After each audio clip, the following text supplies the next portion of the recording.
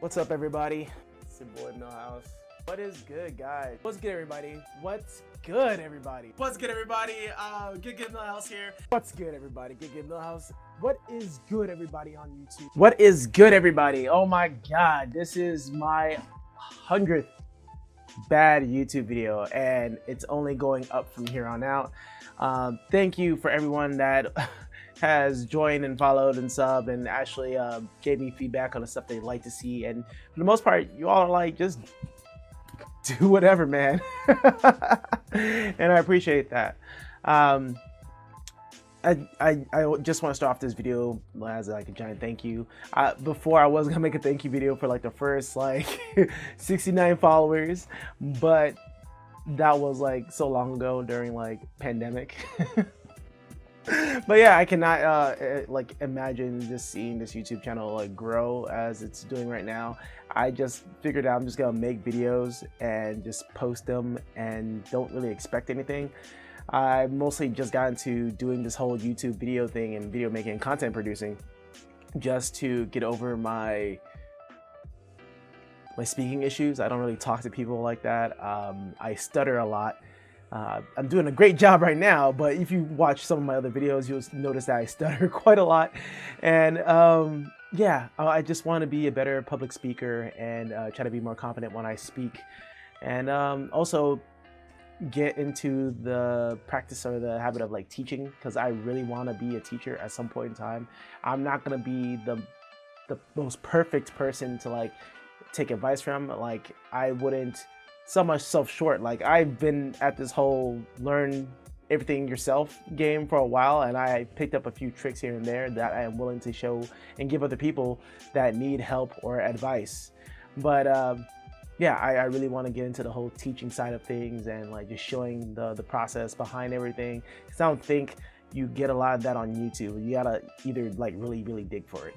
So yeah, thank you guys for joining me and being a part of this. And yeah, I just want to get into this video. So you guys know that I've been working on a project. If you guys have been following me on Instagram, I've been working on this indie game called Spider Fighters. It was basically my love letter to the things I grew up with. So I grew up with Spider-Man, and I think if it wasn't for Spider-Man, I'd probably be a totally different person right now. I'd probably be like gangbanging or something like that. You know, just being ain't shit.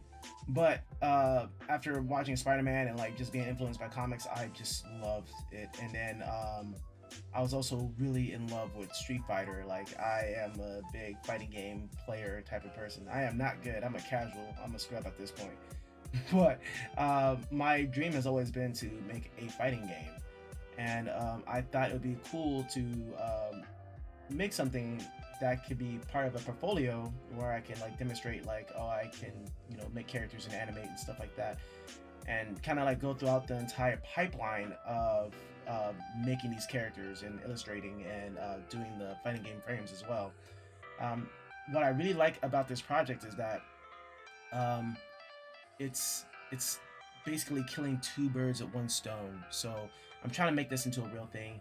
And then on top of that, I'm also trying to you know, use this as a portfolio thing. Like, if I go into an interview, I can just flex on them real hard and like, yeah, I made my own little fighting game. I threw it up on Steam or whatever, and yeah, so I have experience, you know, without actually having experience in the industry. So what I'm doing right now, I just grabbed like a bunch of references for the style I want. The color palettes, I have like I just noticed that in a lot of my illustrations, they're really bright and oversaturated, like hella saturated. So I like to color pick from these examples here just to get the type of tones that I want. And I think color picking, if you have problems with color, like I don't think my colors were like that bad, but just knowing like where I should like kind of tone things down and where it wouldn't be so bright and abrasive to the eyes or draw too much focus into like one area or something like that. So I think color picking is perfect, and I like to reference my models from people who are currently working. So I like to reference stuff from Blizzard, Overwatch. Those character turnarounds and sheets for their designs and stuff are super cool, super inspiring. So I just like to keep that on the side just to look at it in awe, but also trying to get the line work down. So a lot of times you might see me like zoom in and out and just trying to study like the rendering process of the characters. But for this, it's not going to be like super rendered. I'm just throwing in flats and hardly any shading whatsoever. But I like to look at the line quality and try to match it myself. That's what I've been doing for like the longest, and I believe that as an artist, you know, if you have people that you look up to and admire, there's nothing wrong with like jocking some of their style, because to be honest, everyone does it. And why would you limit yourself and try to like come up with everything off the top of the dome, you know? Right now I'm trying to work on an animation. I want to keep the pose simple. I didn't want it to. This project is really big, so it gave me like a lot of anxiety. So I'm doing this like step by step. I'm not trying to go like a full day of like just animating all the movements. I kind of like break it down to chunks. So right now I'm doing the easy step. So I'm gonna do like a little bounce animation of my character here, Ryuji, and I reworked his design a bit. So he doesn't look so corny. Because his original, he looks so corny. If you like go through my Instagram, he looks mad corny, in my opinion. Some people might find him cool, but you know, I thank y'all, you know, for the encouragement. So whenever I do animations, I like to take notes, especially when I'm doing slight animations like this. So I write down the notes on like how the arms and limbs are going to move. And the one way to keep it consistent is copying and pasting the frames so things don't look out of whack when it's fully animated. That's one of the tricks I learned from a lot of my other animator friends that work professionally. I had a hard time working on this one. I made his bounce a little bit too high, like he was hopping a lot and doing like a lot of cheap you know, animations here and there, like, you know. But it's a thing that people do, all right, man. Like, I don't think you need to be like an art god. Like, you're not Kim Jong-gi and trying to just draw everything straight out and just have it look consistent all the time. It's impossible. You can't do that. So if you guys are trying to get into animation, yeah, copy and paste these frames, man, because it's not gonna look right when you do it. I realized that I needed a reference sheet, and I found this perfect website called the Sprite Resource.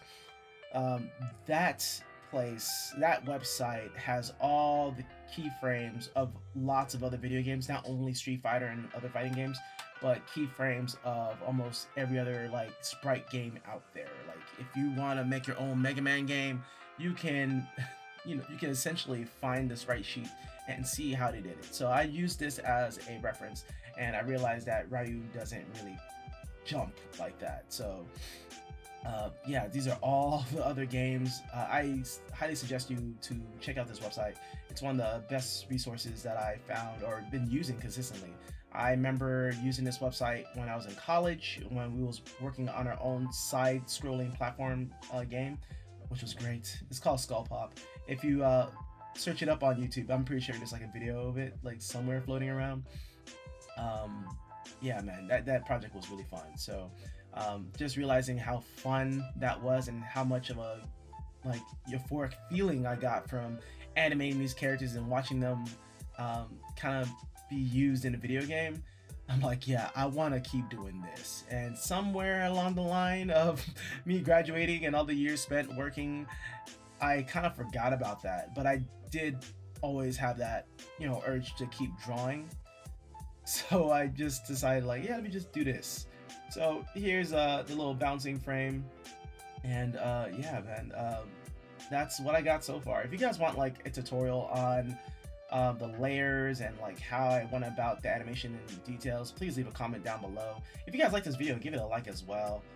Subscribe if you want to see more and all that stuff, and hit that bell, you know, all the stuff that the fancy YouTubers say.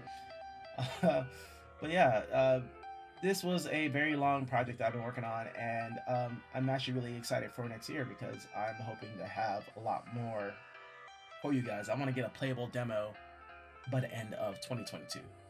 Thank you guys for watching this video. That's it. It's over. I'm really surprised. Again, I didn't think I'll make it this far, and I made it into a kind of like a goal for myself. Like, you make 100 bad videos, and from there, just decide if you're going to keep on making videos or not. And after thinking about it for a very long time, I'm going to continue making these videos because it's actually fun and I enjoy making it, no matter how bad of an editor I am, no matter how bad some of my stuff could be, even like it's a drop of quality of the visuals, or maybe I have some audio issues here and there. My God, the audio issues, oh my God, no one knows the pain unless you're an editor. I'm actually going to be looking for an editor too, so and you know, so some of you guys, and you know who you are, that edits video, you might like get a DM from me at some point in time. But yeah, if you guys enjoyed this video, just destroy that like button and comment down below, hit the bell and all the other stuff that YouTubers say. If you guys ever want to support me in any type of way, I have my Patreon page, and I also have my Etsy store. My Etsy store has actually been updated, so you guys can actually get yourself some lovely prints and stickers to go with the prints as well. Oh, and I also got some apparel too. So I have some stuff that I opened in my last previous stores, and I just brought them back into my Etsy store. So you can get yourself a special gray beanie, or good for curses, bad for society a beanie. And I made a few more fan art, just it's mostly all Jujutsu Kaisen, because let's be real here, I just love that anime so much. Anyway, you guys, happy holidays, and I will see you guys in the next video.